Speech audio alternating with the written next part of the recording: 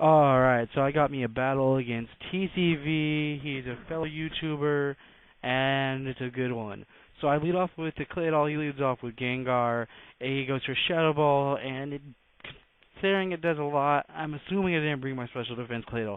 So I get my Stealth Rock set up, and I know I can't stay in for another Shadow Ball here, so I decide to switch out, and I go to a Venusaur.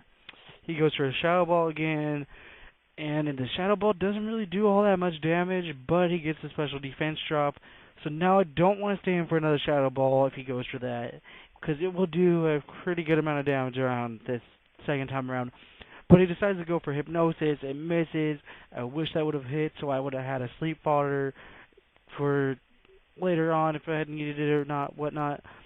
But anyways, I just leave in this to die because it's really gonna be useless to me later on in this game. Well, at least I thought it was gonna be useless. Now I go back to Venusaur. He goes for Hypnosis this time. Hypnosis hits and it puts me to sleep. I stay in, go for Leech Seed. Well, obviously I stayed in and I went for Leech Seed and I didn't wake up, which I wasn't expecting to. He switches out to a Fortress, which I was not predicting that at all. I stay in and I go for another Leech Seed, but I don't wake up yet again. So now I know I can switch out to pretty much whatever I want because he's gonna set up a Stealth Rock. At least I was pretty sure he was gonna set up a Stealth Rock. So anyways, I switch out to my Shocker, the Rotom. He goes for Stealth Rock just like I predicted. Now if I have any Focus Sashers, they're screwed, so I can't bring out my Cacturne. So now I just set up my Substitute, and he goes for Spikes. This is where I wish I had my Claydol back, but I don't because it has Rapid Spin, and I could get rid of that stuff. So anyways, I got my Substitute up. I go for a Charge Beam. It doesn't get the special attack raise. He goes for another Spikes, and that's 2 layers of Spikes and a Stealth Rock. So now anything I bring in is going to get a heavy amount of damage done to it, most likely. So I know I have to stay in with Rotom here and keep going for Charge Beam, hoping for the special attack raises or whatnot. Now, it's 2 Charge Beam hits, no special attack raises. He gets up his 3rd layer of Spikes, and now he's going to switch out, and he's going to go to a Scizor. So, yeah. So I stay in, go for another Charge Beam, and it doesn't really do much to the Scizor. But I get the special attack raise anyway, which is good because that will help me in the long run. Now, I was expecting him to go for a Bullet Punch, so I go for a Sub, but that failed, and he went for a Pursuit instead. Not sure if he was just doing that to get me out of Sub or expecting me to switch and whatnot. But yeah, his Pursuit hits and knocks me out of Sub. So now he goes for a Bullet Punch, and which it really didn't do all that much because I forgot it was not very effective.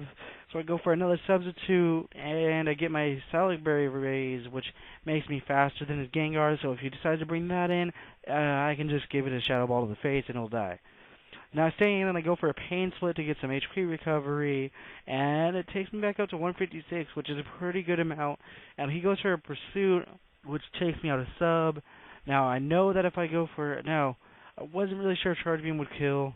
He gets critical hit Pursuit. Didn't really matter because I was in Sub. So I go for a Charge Beam right here. Charge Beam gets a critical hit. Not really sure if it mattered though because of special attack raise previously. But I get another special attack raise along with the crit, so that was good. That is just going to help me a lot more in the long run. Now he brings in Gengar, and if it had Sash, I could understand why, but if he forgot about the rocks. But other than that, I don't know why he would bring it in. So I go for a Shadow Ball. Shadow Ball finishes off the Gengar easily. There's no way it would live that. Now he sends in a Vaporeon, and I was predicting the Vaporeon to use a Toxic, so I set up a Substitute, and he does go for the Toxic right here. Now I know since I'm at low HP and it's just about at full, I can go for a Pain Split, and it'll do a pretty good amount of damage. So yeah, go for the Pain Split, and then get back up to full HP, which is really good for me, and that thing's at about around half HP. He goes for a Surf, and I go for, I don't go for anything. So he goes for the Surf, it knocks me out of Substitute. Gets a little bit of HP recovery due to leftovers. Not really going to bother me that much, though.